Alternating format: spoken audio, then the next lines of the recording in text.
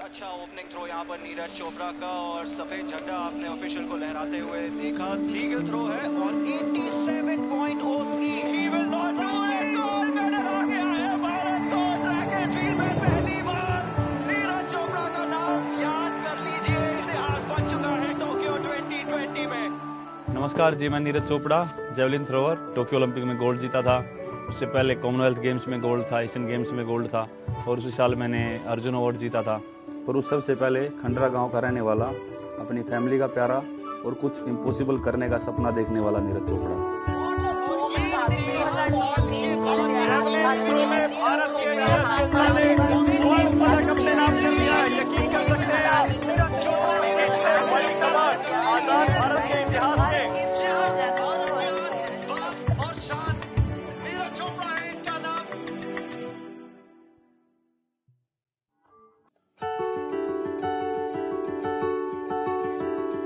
तो वैसे तो मतलब गांव में नॉर्मली था नहीं कुछ स्पोर्ट्स का माहौल, वैसे कुछ थोड़ा बहुत कभी क्रिकेट कभी वॉलीबॉल ऐसे खेल लेते थे।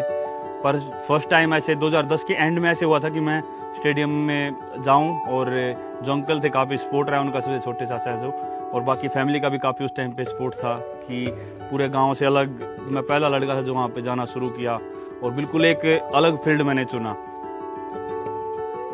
जब मैंने शुरू किया था ग्राउंड पे जाना तो मन में यही बात थी कि यार क्यों कर रहा हूँ मैं ये सब कुछ, किस लिए? अपना आराम से खा रहा था, यहीं पे खेल रहा था, सब कुछ ठीक था, क्योंकि उस टाइम पे पता ही नहीं था कि मैं कर क्यों रहा हूँ, टारगेट ही नहीं था कुछ आगे। हमारा तो माइंड सेट था कि इसको यार कुछ अलग ज़िंदगी देनी है, अपने वाली नहीं रखनी, लेकिन उसका माइंड सेट होने में टाइम लगा। जब तक उसको लगा कि यार अत्याचार हो रहा है, ज़्यादा ही हो रहा है कुछ, तो बेचारा मम्मी पापा को शिकायत करता, वो सुनते नहीं थे, कहते कि यार जो ये कर रहे हैं ना वही है भाई, हम नहीं तेरे लिए बोल सकते। ट्रेनिंग जब शुरू करते हैं, खासकर कि पहले एक वीक या 10-15 दिन, तो वो काफ़ी मुश्किल होता है क्योंकि जब पेन होता है, हमको सुबह उठते हैं और ऐसा मन करता है कि यार ना ही जाएं। तो शरारती नीरज शुरू से ही था। कभी भैंसों में गया तो किसी भैंस की पूंछ आपस में बांध दी, चारा काटने की मशीन थी उसमें कोई शरारत कर दी, तो ये तो एक बाल सुलभ कलाएँ थी उसकी, वो हमेशा करता रहा और उस पर कई बार ज़्यादा कर देता था तो उसकी पिटाई भी होती थी। तो वो काफ़ी ऐसी ऐसी कुछ हरकतें होती थी, पर जब से मैंने ग्राउंड पे जाना शुरू किया तो ये सभी चीज़ें छूटती आ गई और फिर मैं अपनी जो ट्रेनिंग के लिए सीरियस होता गया। पहले तो ग्राउंड पे गया था तो सिर्फ मैं वही फिटनेस मेंटेन करने और पतला होने के लिए गया था। उस टाइम पे वहाँ पे जेवलिन थ्रो करते थे तो मैं हमेशा देखता था, बाकी स्पोर्ट्स भी थे लेकिन जेवलिन एक ऐसा स्पोर्ट्स था कि जो मुझे डेली मैं देखता था और मेरे दिल को छूता था कि यार ये मुझे भी करके देखना है कभी। चलते चलते मैंने इसको ध्यान से, मैंने 1-2 राउंड में देखता रहा इसको, मैं भी वार्म करता रहा। फिर मैंने इसको पूछा कि तू मेरे को एक बार थ्रो करके दिखा दे। जब मैंने थ्रो करके दिखाया सभी को तो 40 मीटर के आसपास 15-20 दिन में वो कवर किया था।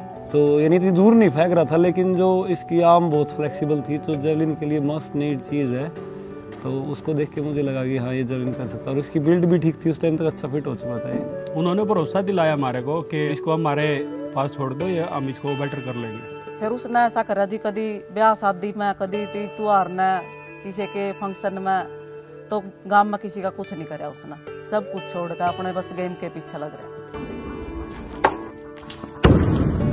तो इतना जुनून हो गया था उसके प्रति कि मैं कहीं भी खेत में जाता, मुझे कुछ भी डंडी मिल गई तो मैं डंडी उठा के फेंक देता था, या फिर सिंग में से वो झाड़ू निकाले फेंक दी तो वो पूरी झाड़ू खराब कर देता था।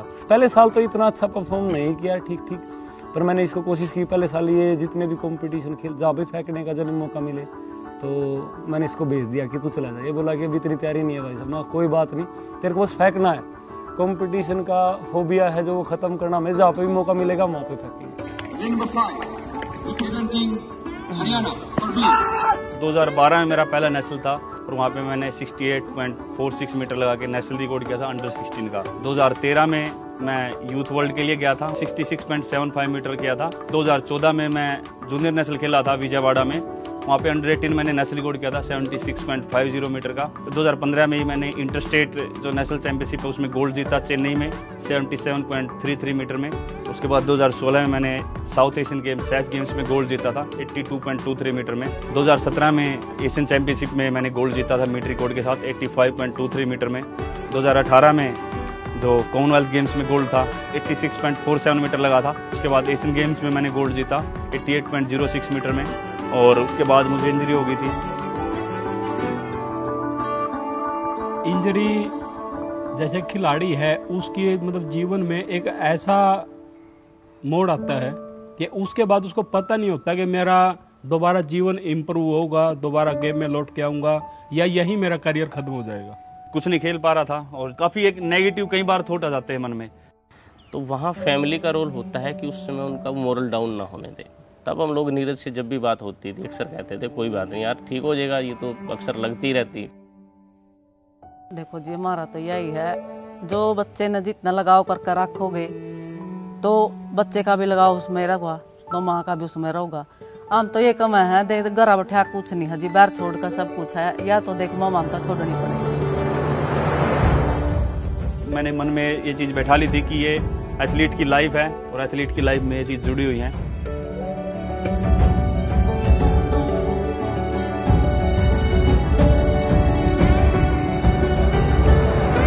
ये चीज़ें सेक्रीफाइस के बिना नहीं मिलती है। बड़ी चीज़ की कीमत के लिए बड़ी ही होती है, हमेशा आपको बड़ा ही सेक्रीफाइस करना पड़ेगा उसके लिए, और नीरज में वो ताकत है सेक्रीफाइस करने की, तो उसने समझा उस चीज़ को, तो आज हमारे लिए देखिए गोल्ड मेडल जीत के आया है। आगे खेला नीरज है, लेकिन पूरे परिवार ने पीछे एक टीम वर्क की तरह काम किया। दिन रात एक ही टारगेट बना लिया, भाई जो कुछ भी है सब कुछ एक बच्चे पे झोंक दो, और परमात्मा ने हमारी सुनी।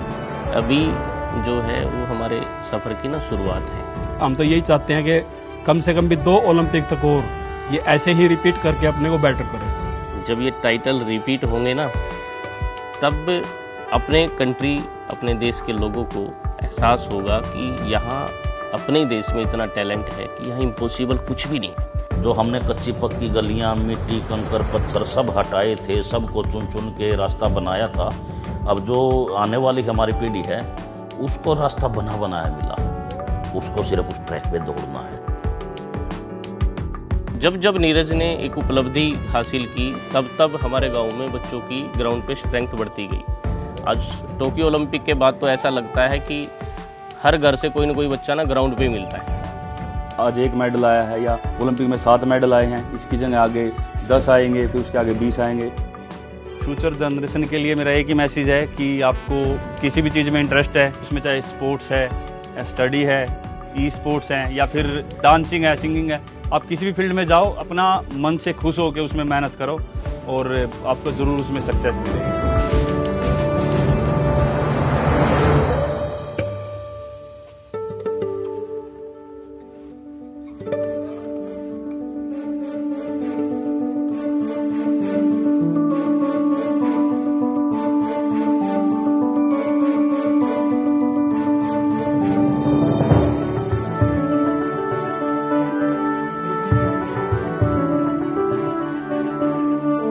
मैंने अपनी लाइफ में एक ही बात सीखी है, हार जीत तो लगी रहती है, हमारे हाथ में सिर्फ मेहनत है। कोई इम्पॉसिबल चीज़ लगे तो उससे डर के दूर नहीं भागना है, उसकी तरफ जंप करना है।